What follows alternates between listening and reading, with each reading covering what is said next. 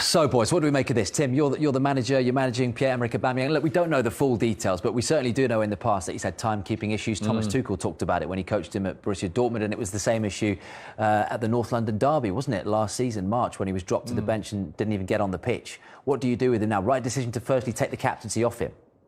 Yeah, I think if he's a repeat offender here, isn't he? You know, it's not the first time he's done it. The young boys there, they've got a wonderful academy there. They're bringing the boys through, and the academy players, Smith Rowe, Saka, you know, they're their best players. You know, but they're the ones who were meant to be looking up to the skipper, whoever he is. I don't think they've had a good time with captains. Xhaka was the last one. You know, he starts throwing his armband down and. Well, that's a great point. Do you know what? 'Cause I read something this morning, actually going all the way back to William Gallas. Yeah. They haven't had really successful captains for various reasons, for injuries, you know, for breaches of discipline. There's Fabregas, people, you know, who are out and then suddenly off to Barcelona. I mean, going back to sort of Tony Adams were the days where they last had a captain that they could rely on. Well, when Mikel's gone in there, he's had an eye on the academy. He knew there was these good young players coming through, and he's still got a few there in the academy. It's very hot. But you need good types, good experienced pros. I always say that. I think your young kids are only as good as your experienced pros, and they've tried it with David Luiz and Willian. Didn't materialise to be good citizens, really. No, did okay. I think Luiz was probably better than Willian. But it's really difficult to find these types of characters, and I think Mikel's finding it difficult. He perhaps thought by giving Aubameyang the armband, he might show a little bit more responsibility and help with the group. I think Lacazette looks like he's possibly the better person out of all of them, and more influence on the younger group coming through. But you'd have to say he's done the right thing. I mean, he has to make a stand. He has to leave him out. I know a lot of managers who would turn a blind eye, but they would turn a blind eye possibly if the player was performing better than Aubameyang. He hasn't performed for a very long time now. And like I say, the best players at Arsenal are the academy boys. Yeah. Take us inside a dressing room then, Glenn. What would that be like if your captain is being disciplined, on kind of what example that sets to the other players at the football club? I think probably when you've got such a young, mouldable group of players and your captain's messing around for whatever reason, they feel as though it's there right for them to mess around. And you don't want that to filter down through your system. That filters down through the young lads in the first team into the academy. And it's not a good way to go. And Arsenal seem to be getting themselves into this situation of giving a certain type of player massive money, massive contract at the wrong end of their career. And then it all just going south from that point. I can hear the words Mesut Ozil coming out. Not saying them. Yeah, no, 100% Mesut Ozil. Is he in danger of becoming the new? And look, we do have to balance it because we don't know the full details, but we do know the previous disciplinary. Is he in danger of fastly becoming the new Ozil at the Emirates? Yes, without any doubt. That's what it's heading towards. Another big player getting towards the latter stages of his career on massive money. Not producing the goods, top and bottom of it. Yeah. And I heard mumblings of him leaving in January, and I think that is the best thing. But it's a massive contract, so someone's going to have to, someone's either going to have to match that money or still get a fee because he's got 2 years on his contract. Even if you don't match the money, save yourself the next 2.5 years heartache because it's a lot more money if he hangs around. He's within his rights to sit around and hang around, yes, he is, definitely, without doubt he is. Yeah, look, they would have learnt a lesson from Mesut. You know, well, you thought they would have. It wasn't easy. I mean, now they're in the same problem, but I think it festered with Ozil, and I don't think it will this time. I think they will try to address it. But like Glenn says, I mean, who wants him? Yeah. It's not easy to get rid of a player who's on £350,000 a week. Yeah. You know, but you have to get him out your door and save yourself £100,000 possibly and get him out your dressing room and start afresh. You know, let someone subsidise part of his money. I think Arsenal need to do that, need to bite the bullet. When you go back to the captaincy thing, does he ever look like a captain to you? No. Well, I mean, as a manager, would you have put him as your captain? No. But from the outside, when I look in now, who is going to be the next one? Well, Tierney is a good shout, isn't it? I know he's not been playing a lot and Nuno Tavares has been playing, but the Arsenal fans, I'm saying, I'm not one of those. I've certainly heard them saying Aaron Ramsdale, and I know you couldn't always make an argument for making a goalkeeper a captain. Dino Zoff did a good job of it, didn't he? Hugo Lloris has been doing it at Spurs for a while. Gabriel, we're talking fans' favourites, and Tierney. Yeah. But, we don't know their personalities. Arteta will see these guys every day on the training pitch, won't he? And make absolutely. That's why he'll make his decision. And it's basically... That's the small part of it. It's actually throwing him onto the pitch and letting him captain on the pitch. I think Mikel has a structure where everyone sticks to it anyway. I don't think he allows the captain on the pitch. Sometimes if I see something on the pitch I wasn't happy with, I would change it and I wouldn't disregard what the manager said, let him have the argument later. But I would tell perhaps a winger to come inside and play in midfield, and I would address it. I don't think that's like that with a Mikel Arteta's Well, you were a captain. team. What would you then, as a manager, look for in a captain, having been both of those? Well, You're almost looking for your own spy, aren't you, as well? I don't think it's a spy. I think it's someone who's someone who knows what you want, philosophy-wise, and also someone that the players look up to. And then you have to be responsible. You have to lead by example. You might not be a loud person ranting and raving all the time, but I think you need to do the correct things. Yeah. And obviously, Pierre's not done it.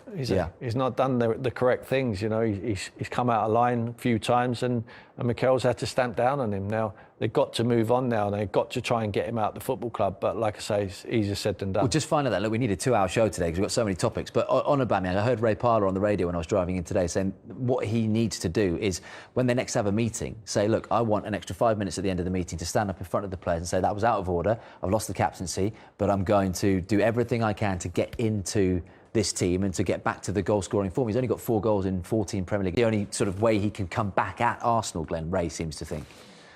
That speaks a lot about a character, and that you could only ask him that. I don't know him personally. Could I see him asking to stand in front of a group of younger men and apologise? Your face is saying no. No, I like I say, I don't know him personally, but I tend to think he wouldn't be the kind to sit back and sort of say sorry. There you go. The moral of the story is there. Look, don't make your best player your captain just because you need to get him a new contract. And that's kind of what happened. But you want a player that's a regular, a good player, and that produces on the field, but also leads well off it, don't you, Tim? Yeah.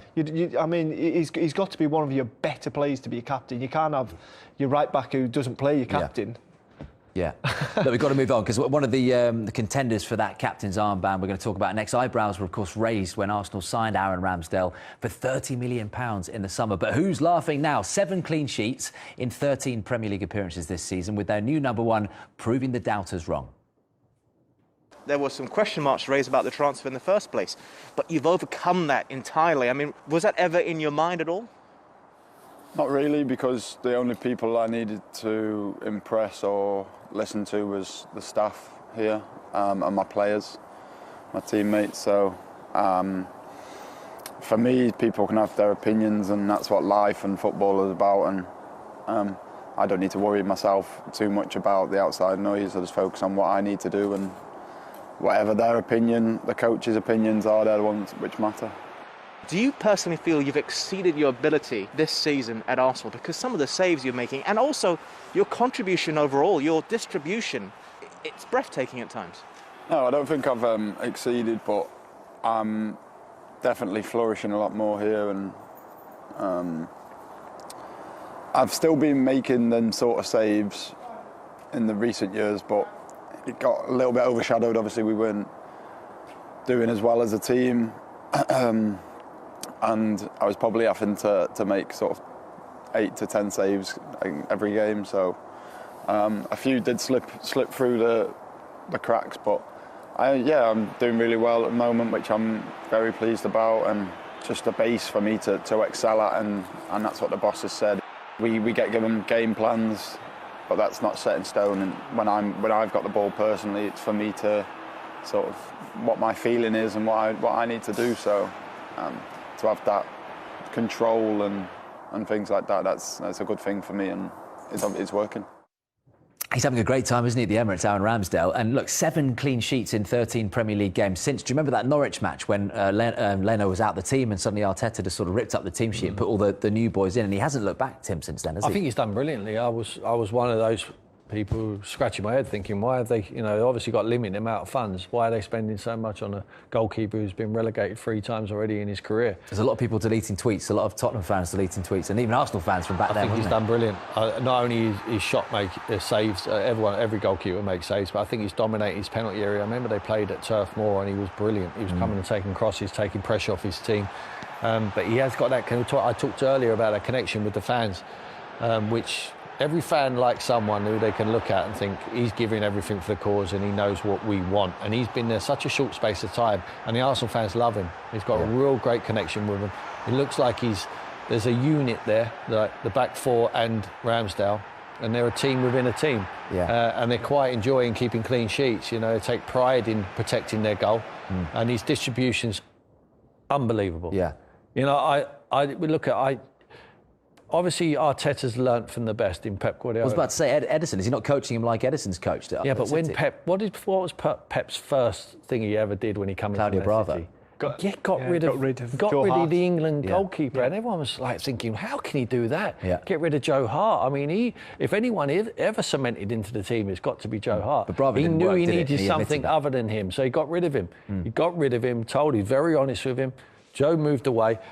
He's told that to Leno. I need someone else. You're not giving me what I want on the floor. I think the most important thing for a goalkeeper is to be able to catch it and be able to keep the ball out of the net. Yeah. But also, if you're going to play the Mikel Arteta way, you're going to need to play out from the back, and I think he's the best at it. Yeah, well, a prime example of that was on Saturday. I was at the Emirates for this game. Southampton were brilliant the first 20 minutes. Yeah. Arsenal were useless. And then this happened. This was Arsenal's first shot on target, right? There's 16 or 17 passes in this move. But look, Arsenal go all the way back here, Glenn, and it comes to Ramsdale here. And this is kind of, what you'd see with Manchester City and Edison. This is the way that the modern goalkeeper has to play. And what a move this is. Yeah, the modern goalkeeper, it's so important that he can play with his feet, because they like to use him as more of a third centre-back, as a middle centre-back when the two centre-backs split. So it's so important that he can get his foot on it, he can play it, he's got vision.